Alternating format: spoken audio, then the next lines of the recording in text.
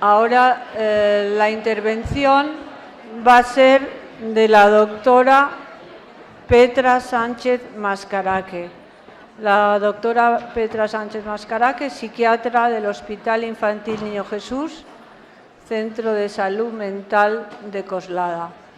La moderadora va a ser la doctora Sonia López Arribas, que es psiquiatra infantojuvenil y del adulto y máster en psiquiatría legal. Ella está llegando por lo que yo he hecho la presentación de la doctora Petra, que va a tratar a propósito de un caso clínico que yo creo que va a ser muy interesante para todos. Muchas gracias. Bueno, pues buenos días a todos. Muchísimas gracias al comité organizador por haberme invitado a participar en esta jornada. Y me pongo aquí porque soy muy bajita y si no, solo se me ve un poco de cabeza desde ahí.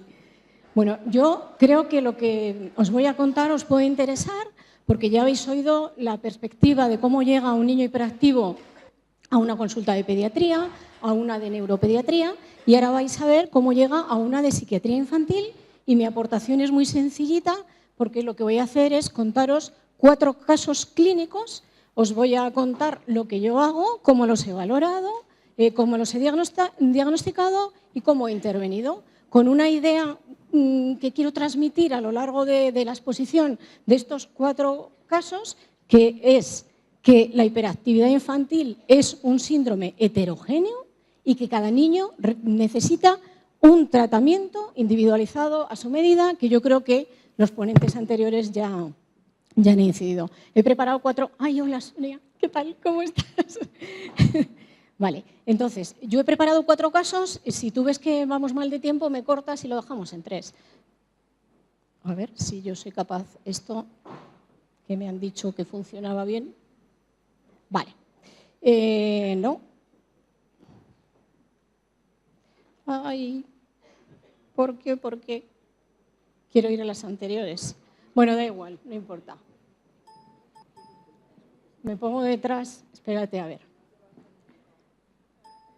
A ver. Bueno, ya está. Me pongo aquí. Desde aquí yo creo que no haya problema. Bien. En principio, el diagnóstico de hiperactividad infantil sería fácil, pero eso hace también que sea difícil. ¿Por qué? Porque las conductas con las que se diagnostica, los síntomas son pues, que son niños inquietos, que son distraídos y que son impulsivos. Es muy fácil de identificar, son cosas muy normales. Pero ¿dónde está la dificultad? Que todos los niños son así. Entonces, ¿dónde es el punto en el que a un niño se le pone ese diagnóstico y cuál es el momento en el que se trata? ¿Y todos necesitan el mismo tratamiento? Pues eso es lo que vamos a ir viendo.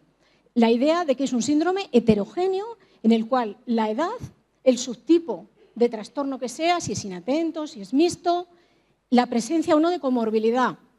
Casi todos los niños que llegan a las consultas de psiquiatría infantil tienen comorbilidad.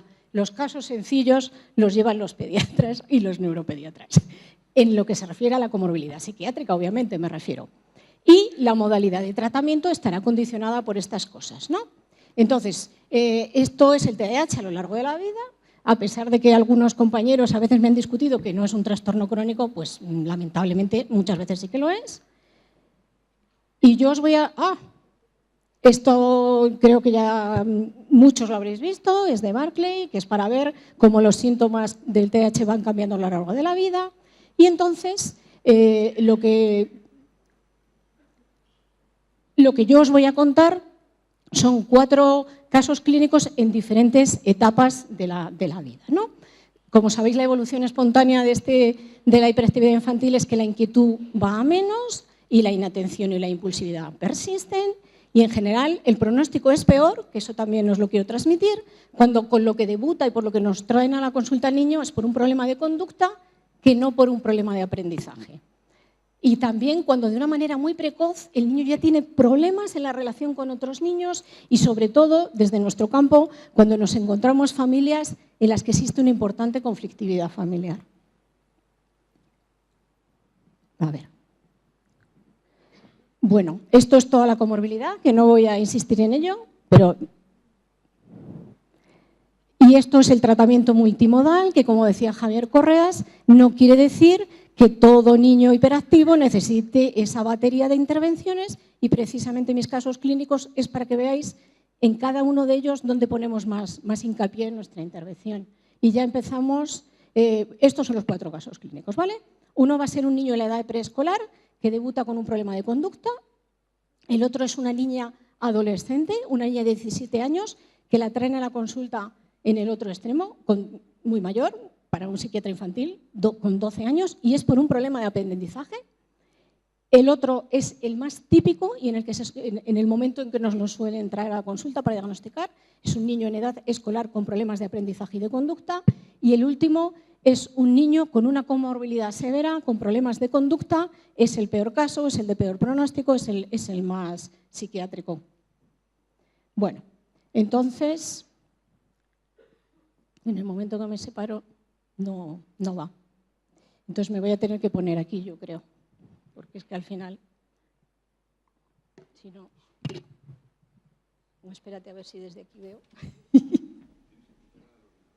Ya, pero es que ¿sabes lo que pasa? Espérate a ver, estoy más rabia. Bueno, se trata de un niño de 3 años, fijaros qué edad más precoz de debut, que viene porque tiene rabietas intensas. Tiene una grave inquietud psicomotriz y una desobediencia extrema. Ese es el motivo por el que le traen a la consulta. Tenéis que saber que las rabietas es uno de los motivos de consulta que se han incrementado en las consultas de psiquiatría infantil. Y la cantidad de niños pequeños rabiosos que nos vienen a la consulta es muy importante. Bueno, los antecedentes de esta familia son que fue un embarazo no deseado. La madre es una señora que en ese momento estaba soltera, no le vino muy bien en ese momento el quedarse embarazada. Convive con su madre, con la abuela materna y con un hermano menor. La madre trabaja por las mañanas y la abuela ayuda mucho en los cuidados del niño.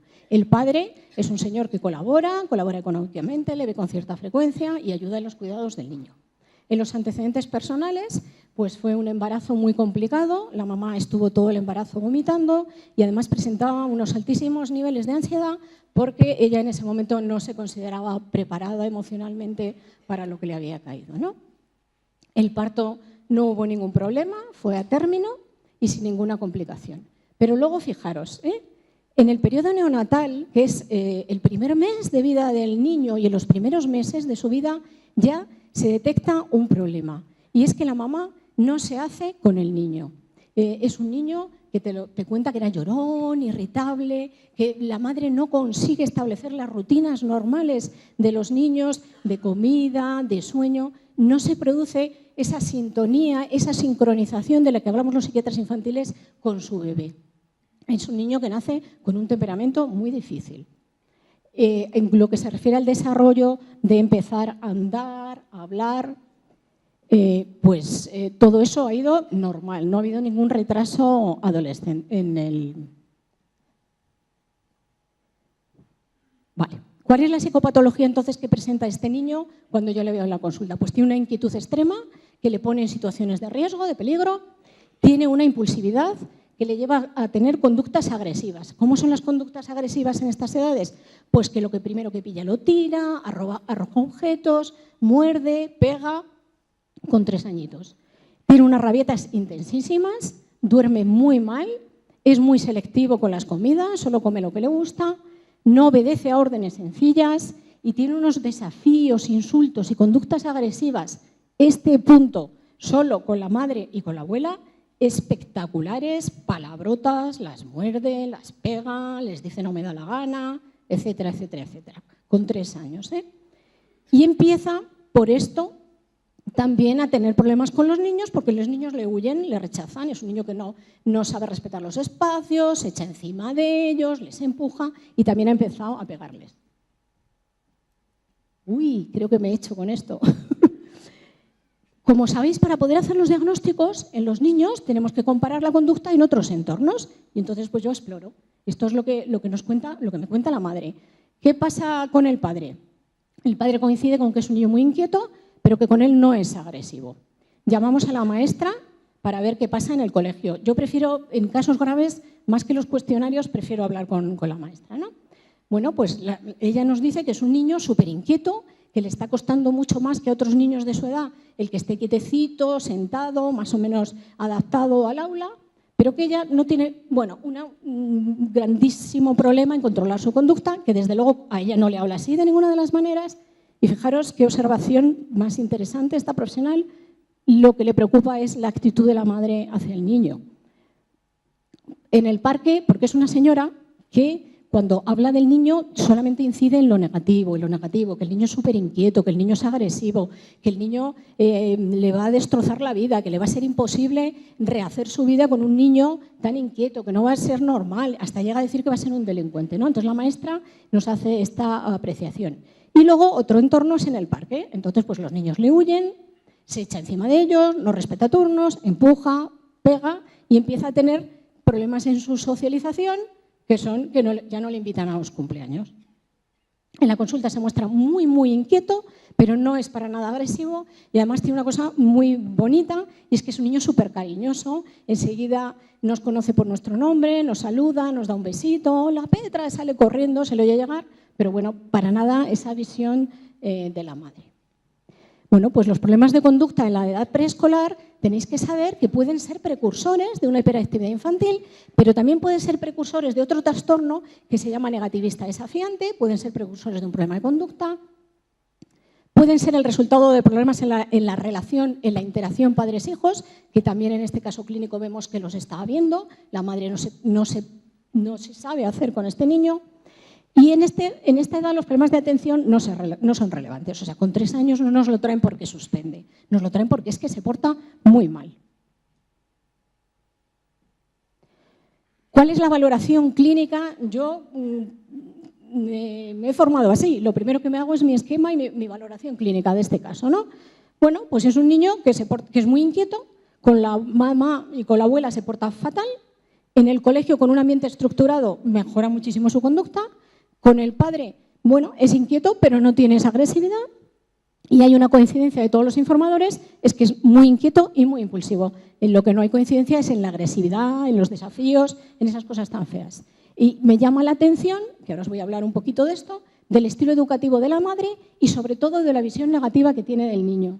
Y ahora os voy a decir qué quiero decir con eso. Los estilos educativos es una cosa que exploramos mucho los psiquiatras infantiles porque tienen mucho que ver con que un niño con un problema, los padres sepan cómo ayudarle o, por el contrario, empeoren la situación. Pues el estilo educativo de esta mamá es así, tolerante y permisivo.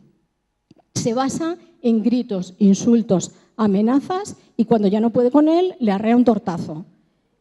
Con las rabietas el niño al final acaba consiguiendo sus objetivos, pues bueno, porque la mamá, por no oírle, esto es una consulta que si hay por aquí pediatras, veréis que es bastante habitual que nos encontremos ahora algunos padres con estos estilos educativos.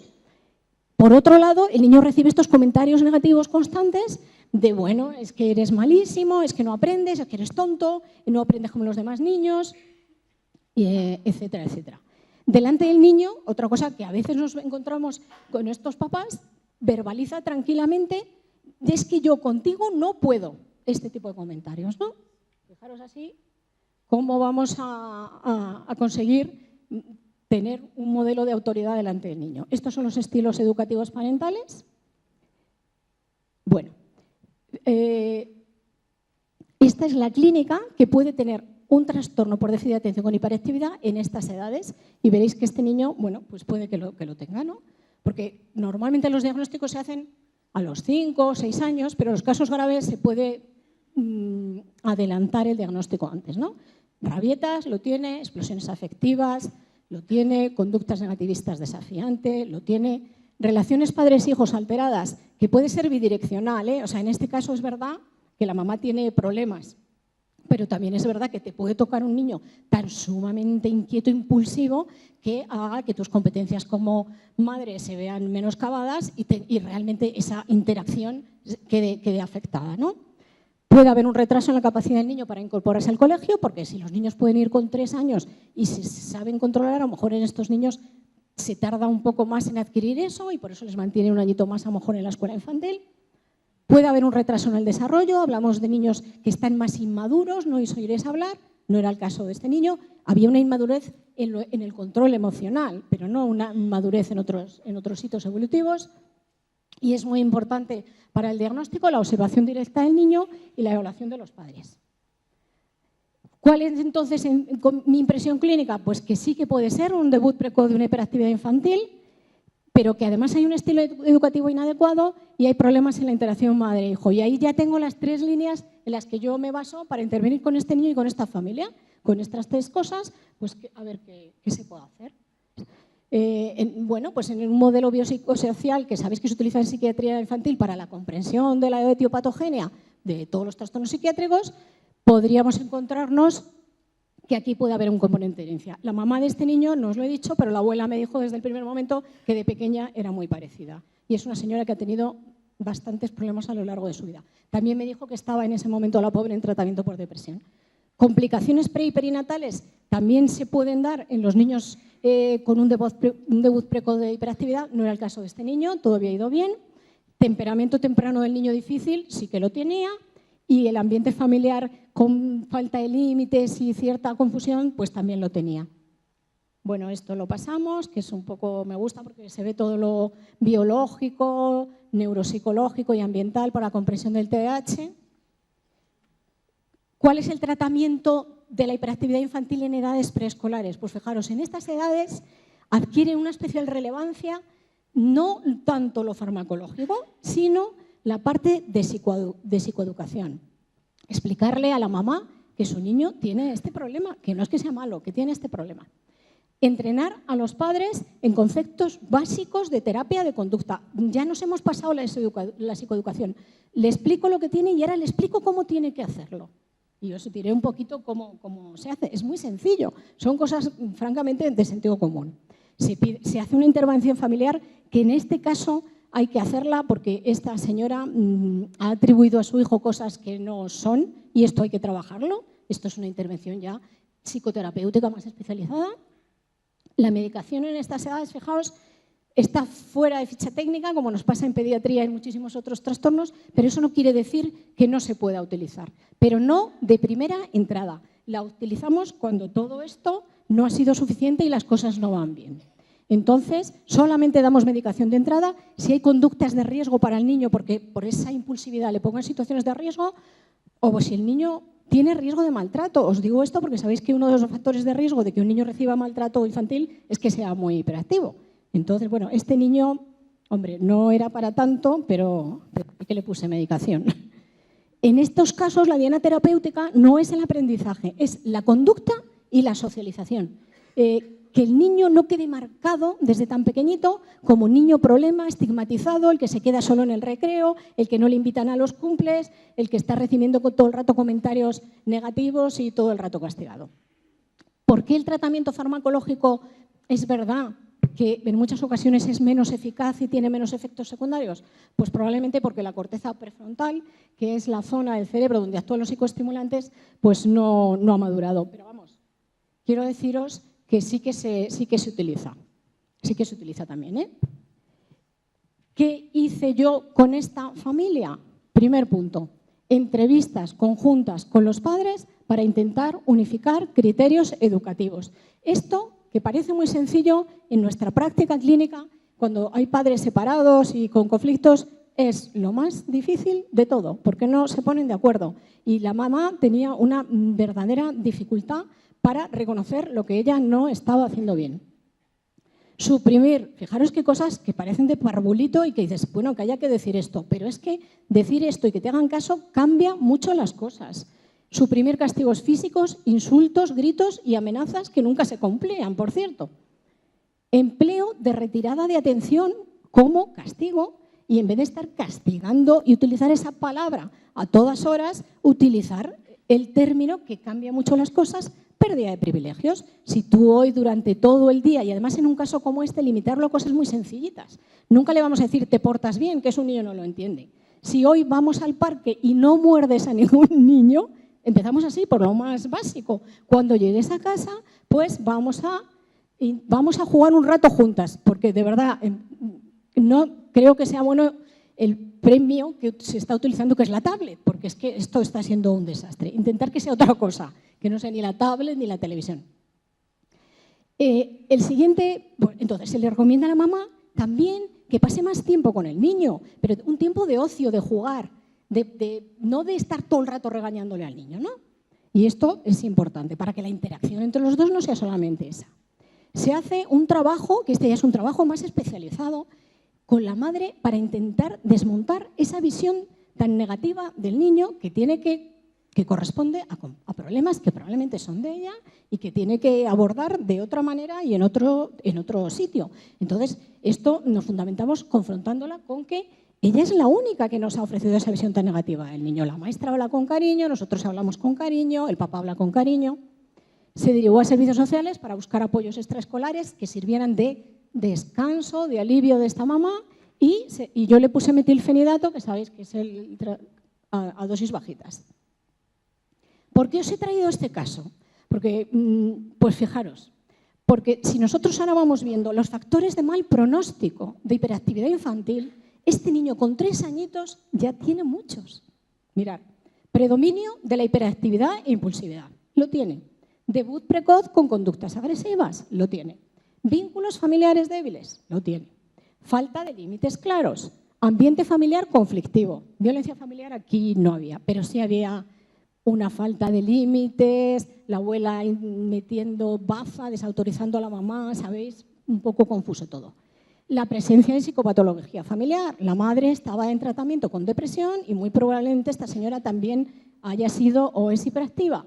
Y ya en niños más mayorcitos sería la comorbilidad con un trastorno de conducta, el abuso de sustancias, el abandono prematuro de los estudios y la falta de proyecto en la vida. Por lo tanto, con 3 años ya estamos identificando factores de mal pronóstico. Y esto es importante. Me salta una. ¿Por qué? Y quería haceros esto porque como yo soy psiquiatra infantil de cuna, para mí un niño con 17 años es casi un viejo. Entonces, es que estos niños, si se interviene en ellos, mirad, las intervenciones precoces en psiquiatría infantil son más eficaces, previenen mala evolución y el pediatra es clave en su detección. Es imprescindible la intervención con los padres y, por supuesto, que ellos quieran colaborar. Cuando yo hablo de esto con los pediatras siempre me dicen lo mismo y tienen toda la razón del mundo. Si os mandáramos todos los niños con rabietas, os desbordaríais. Es verdad. Tendremos que hacer un esfuerzo por identificar cuáles son los niños en los que realmente merece la pena intervenir para prevenir las malas evoluciones. Muy bien, pues ahora ya nos vamos al siguiente caso, que son problemas. Es una niña que ahora es otro tipo de TDAH que nada tiene que ver con este.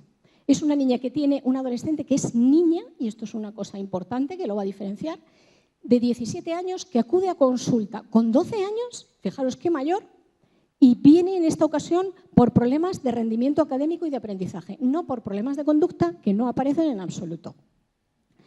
La niña, cuando le hago la historia, tiene una clara clínica de déficit de atención, es una niña que se distrae, que se cansa en las tareas de una atención sostenida larga, dificultades de organización, de planificación y sobre todo, unos problemas con la memoria de trabajo, pobrecita, que se pasaba horas y horas por la tarde estudiando para llegar al 5 al 5. ¿Qué es lo que pasa? Que con el cambio de ciclo escolar, cuando tiene 12 años, a pesar de eso empieza a suspender. Una niña súper trabajadora, ¡pumba!, se nos viene para abajo. Entonces es cuando piden cita en la consulta, ¿no?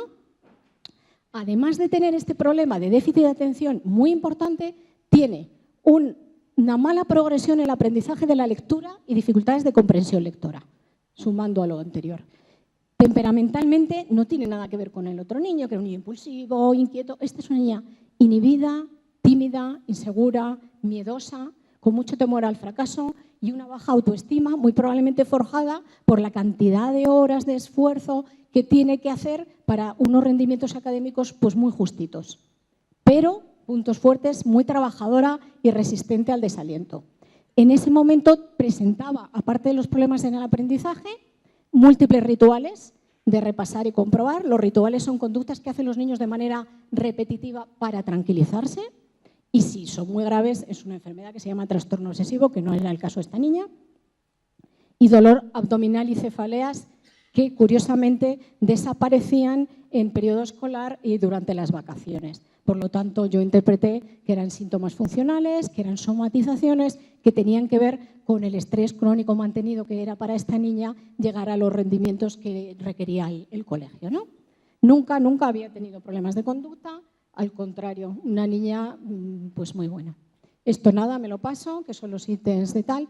En los antecedentes personales, para que veáis cómo la etiopatogenia para llegar a un problema de este tipo es múltiple. Aquí lo que nos encontramos es que sí hay una cosa más neurobiológica, ¿no? Pues tuvo un embarazo de riesgo, sería un déficit de atención adquirido, ¿no?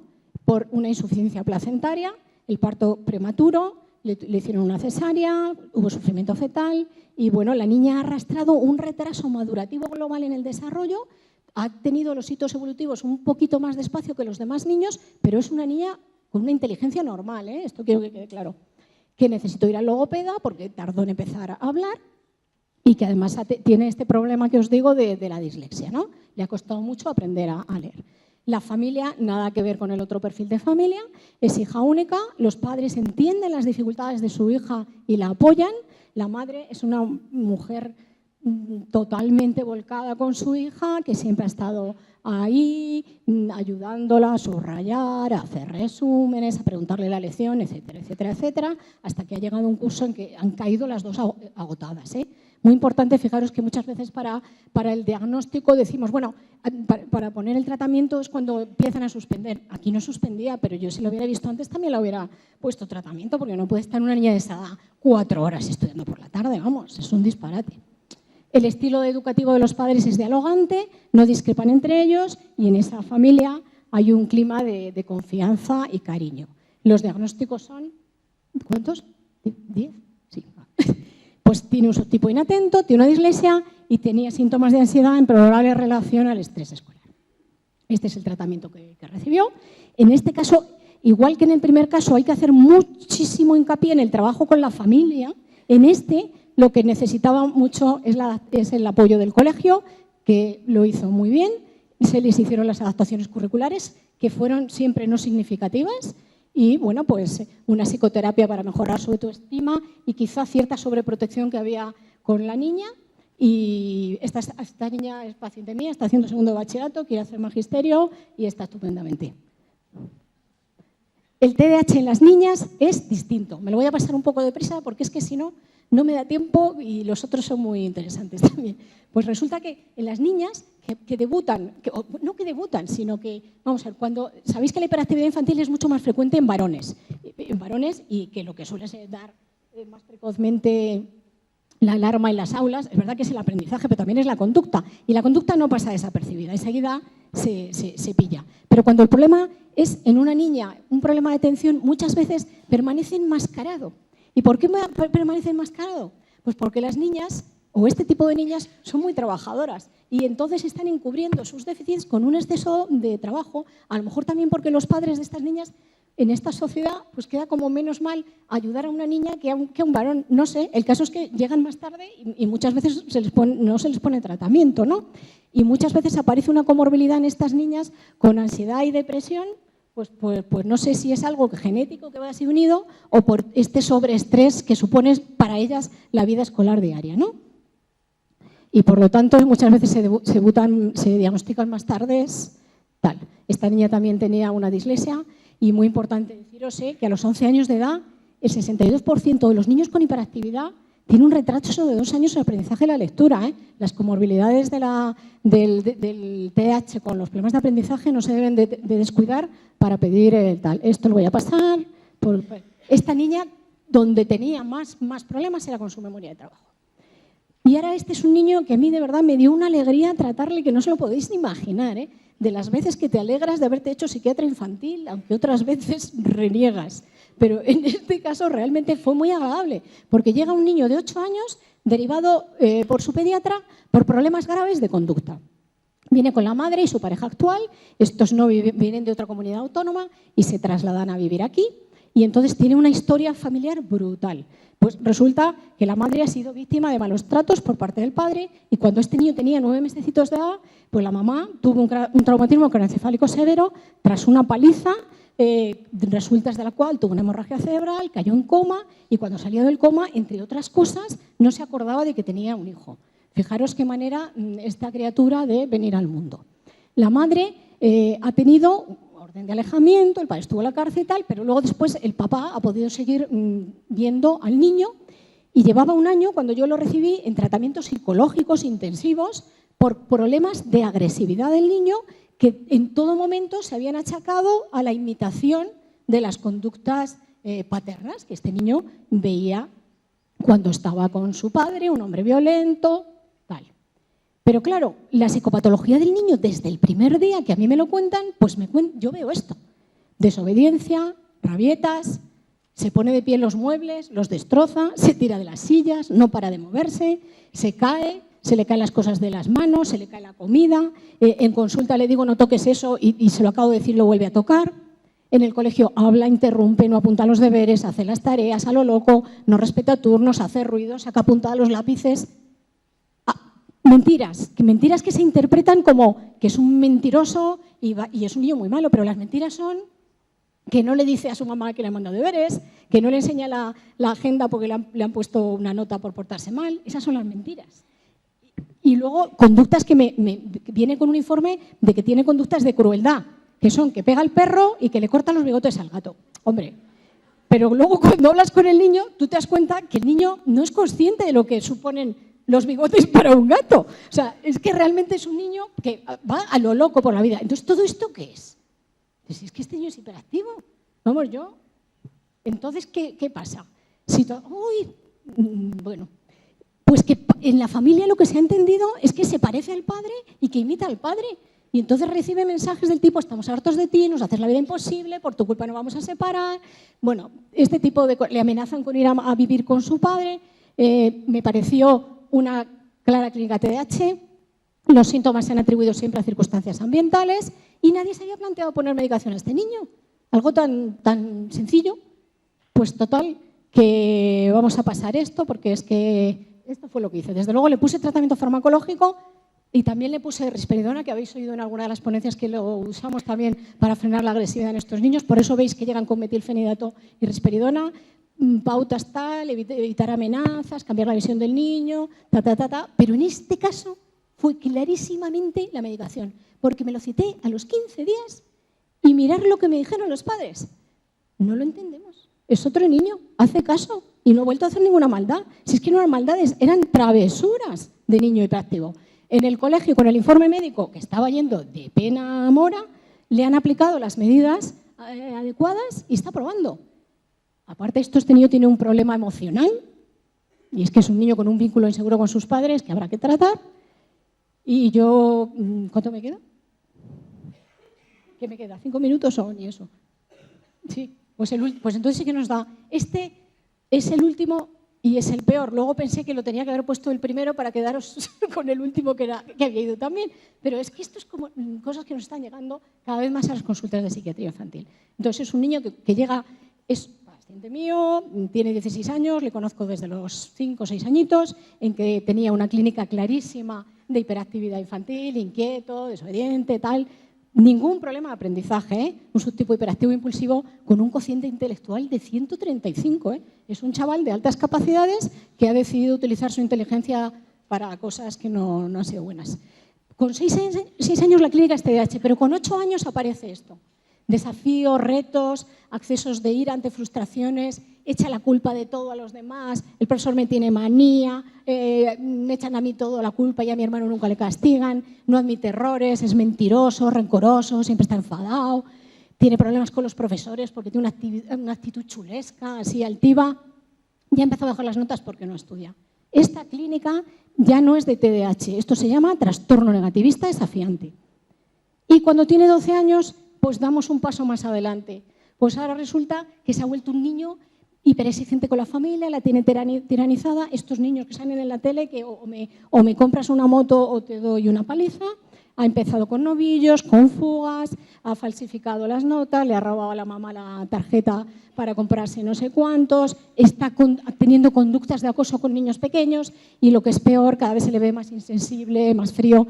Esto es un trastorno de conducta disocial, que es una comorbilidad muy fea y que ensombrece mucho el pronóstico, pero que también hay tratamientos. Estos son los 3 diagnósticos. Que sepáis que la comorbilidad más frecuente de la hiperactividad infantil es el trastorno de conducta y después los trastornos de aprendizaje y trastornos de ansiedad. Pero claro, es que este niño no podemos decir que es un niño hiperactivo y que todos estos problemas le van a venir en la vida por hiperactivo, sino por la comorbilidad, ¿vale? Este niño ha estado, lo vamos a dejar aquí. Os había puesto las diferencias entre lo que es un niño hiperactivo y un niño negativista desafiante, pero no me da tiempo.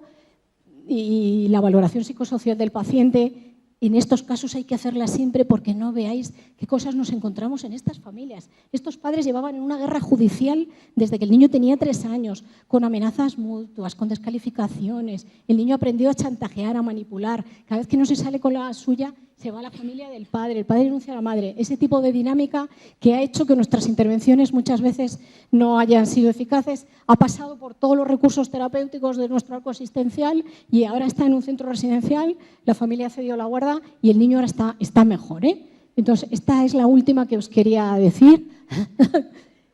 La hiperactividad infantil es un síndrome heterogéneo. Como habéis podido ver en estos 4 casitos, cada niño requiere un tratamiento individualizado, pero un mensaje de verdad optimista. La mayoría de los niños hiperactivos que vemos en nuestras consultas evolucionan muy bien.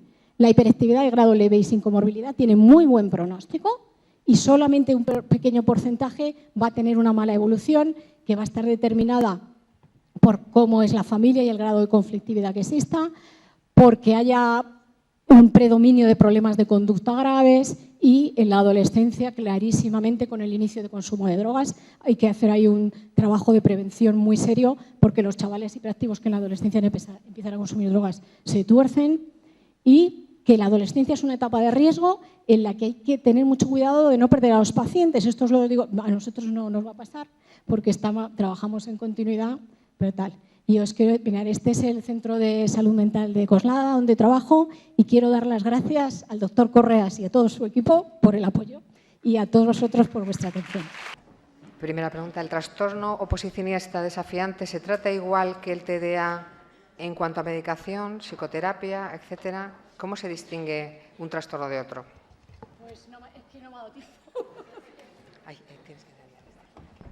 Os lo había explicado en alguna diapositiva, pero es que no me ha dado tiempo. El tratamiento farmacológico, bueno, pues es similar porque vamos a utilizar los psicoestimulantes porque también van a servirnos para tratar la impulsividad, pero ahí es cuando nosotros veis que asociamos ya los neurolépticos que preguntabais también en una de las ponencias anteriores. Y luego el tratamiento psicoterapéutico es completamente distinto, porque hay que incidir muchísimo en apoyar a los padres y cómo tienen que reaccionar con las conductas del niño y sobre todo trabajar con el niño para que adquiera una visión distinta de la vida en la cual él no tiene la culpa de nada, nada va con él, se permite esas reacciones. Entonces, os había puesto alguna diapositiva. Mira, en el niño hiperactivo es un niño que va alegre por la vida y que no es rencoroso, que cuando le regañas se le olvida en el acto seguido. Sin embargo, los otros niños son rencorosos, son vengativos. O sea, psicopatológicamente la intervención es distinta. Siguiente pregunta, ¿qué tratamiento recibió la niña con TDA inatento? Metilfenidato. Todo el rato metilfenidato y le fue muy bien desde el principio. A pesar de que tenía un problema de ansiedad, yo no le puse otro y le ha ido muy bien. Es una niña que es un ejemplo de verdad para cualquier niño con dificultades de aprendizaje y su familia. ¿Es igual y produce el mismo resultado dar risperidona si el niño está en tratamiento con metilfenidato o atomoxetina? Sí, igual. ¿Cómo llegan ustedes al diagnóstico de TDA? ¿Considerando necesaria una evaluación psicopedagógica o no lo consideran? ¿A partir de qué edad se puede diagnosticar un TDA? Vale, yo creo que yo pertenezco a la escuela de que los diagnósticos los fundamento en la clínica y para mí son diagnósticos clínicos. Ahora bien, si además le haces una evaluación neuropsicológica, lo que te va a permitir es ver si aparece alguna comorbilidad con una dislexia, con una discalculia, con otra cosa, pero yo sinceramente tengo un cierto escepticismo en estas evaluaciones, porque yo me he encontrado en la clínica con niños que salen unas funciones ejecutivas muy alteradas y luego no tienen problemas en la vida real y viceversa. Pero bueno, me parece bien, no considero que sea imprescindible hacerlo, de verdad que no. Y luego, que era el otro, que a qué edad se puede diagnosticar, bueno, pues el déficit de atención, ese sí que es cuando el niño empieza a tener problemas en el aprendizaje. Se puede diagnosticar, yo creo, con 6 años, más o menos. Otra pregunta es, ¿cuál es la diferencia entre TDA y TND? TDA, bueno, pues eso es un poco lo H mismo, ¿no? y El TDA. trastorno negativista desafiante es un problema de conducta, bueno, pues eso, en este tipo de niños que el niño hiperactivo te desobedece porque es que no te hace caso, está en su mundo, se lo repites y ha llegado a la cocina y se le ha olvidado. Mientras que el niño negativista es que está instalado en el reto y en el desafío, no acepta la autoridad. Es una diferencia que no es poca. Hay una petición por parte de uno de los asistentes y es que refiere que aunque lleve más tiempo, si es posible, que usted ponga otra vez la diapositiva entre el diagnóstico diferencial de TDA y conducta desafiante.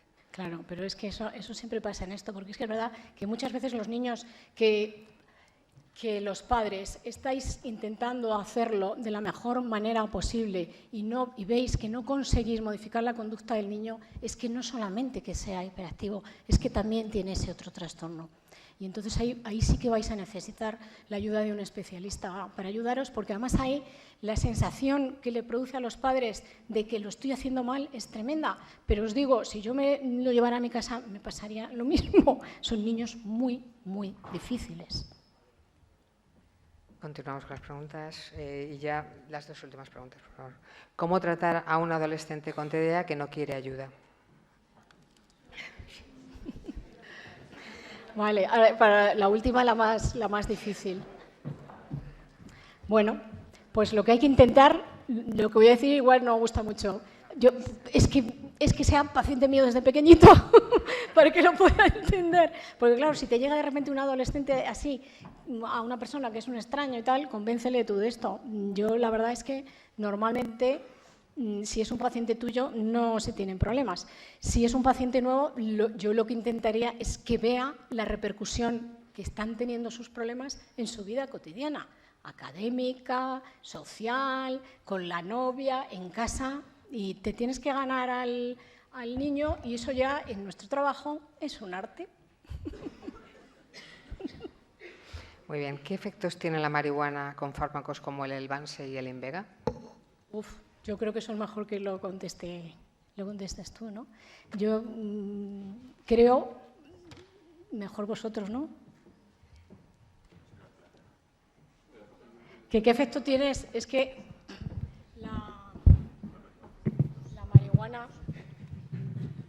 Claro, que hacen efectos opuestos. Yo creo que en la marihuana lo que les mejora es la irritabilidad, ¿no? El sueño, pero cognitivamente les machaca. Lo has comentado tú, que cuando empieza en la adolescencia el consumo de drogas, empiezan las cosas a torcerse mucho y ahí pues ocurre como lo que tú describías con los trastornos de conducta, ¿no? El cannabis, además, es la puerta de entrada. Además, no es un tratamiento psicoestimulante, sino todo lo contrario, como podría ocurrir con la cocaína, sino que todo lo contrario, con lo cual a nivel cognitivo es devastador. Y luego hay una frase que has puesto tú, que la necesidad de que tengan un proyecto de vida, y el cannabis deteriora mucho la motivación, la proyección, ¿no? Y luego, lo que tú dices de la irritabilidad, eso es una falsa ansiolisis. Es lo que me dicen ellos, es que me quita la irritabilidad. Es un falso tranquilizante, ¿vale? Eso es lo que ellos dicen, pero en realidad es un efecto falso, es un efecto ficticio. A nivel de atención... Con lo cual, aportar no aporta nada. No, ¿cómo va a aportar? Básicamente, claro, que los efectos de los psicofármacos en las interacciones con la marihuana, pues es que no. O sea, el tetrahidrocannabinol tiene efectos negativos, se consuman unos psicofármacos. Hombre, con Invega igual es una buena combinación porque prevenimos la psicosis, porque claro, hay un porcentaje de gente que consume cannabis diariamente que acaba con episodios psicóticos inducidos por cannabis. Entonces, por lo menos con Invega igual prevenimos un poco, pero claro, el problema es el consumo de cannabis, que es lo que es muy pernicioso y sobre todo se nos olvida siempre que el cerebro antes de los 18 años, la neuroplasticidad que comentaban antes los compañeros, es que la probabilidad de acabar adicto a cualquier cosa que pueda ser adictiva, que se consuma antes de los 18 años, es que son 14 veces la odds ratio, que es una odds ratio espectacular, de diferencia entre acabar enganchado a cualquier cosa antes de los 18 años o después. Entonces, cannabis, pero yo me voy al alcohol también. Sí, pero claro, el problema es que ellos esto no lo entienden, porque ellos tienen actuales informaciones. están consumiendo drogas como nunca, ¿eh? Y claro, la probabilidad de que terminemos con un porcentaje de población adicta que tendremos que tratar luego, pues es un tema preocupante. ¿Por qué nuestros adolescentes piensan que es más peligroso el tabaco que el cannabis? Esto es un problema gordo que tenemos y te traen bibliografía ellos y te la dejan ahí. Se me había olvidado lo del tratamiento, que estaba en la pregunta y es importante, que desde luego la combinación no es buena, pero desde luego no es motivo de interrupción del tratamiento. No, ¿vale? y claro, yo creía que iba por ahí. Creía que iba por ahí, porque yo ¿vale? la verdad es tengo que... una paciente que es clarísimo, Claro. que dice, no, es que cuando me tomo la medicación no tengo ganas de consumir. Claro. Por eso hay días que no me la tomo, para consumir. Claro, pero es que eso muchas veces los padres Digo, pues entonces, por favor, Sí. tómate la medicación. te lo preguntan con miedo. Es que si toma drogas y además toma la medicación, y claro, ahí los chicos aprenden a no tomársela, pero no les vamos a decir que tomen drogas. Hay una última pregunta que creo que es interesante. ¿Qué hay de cierto en que el transmisor del TDA, TDAH,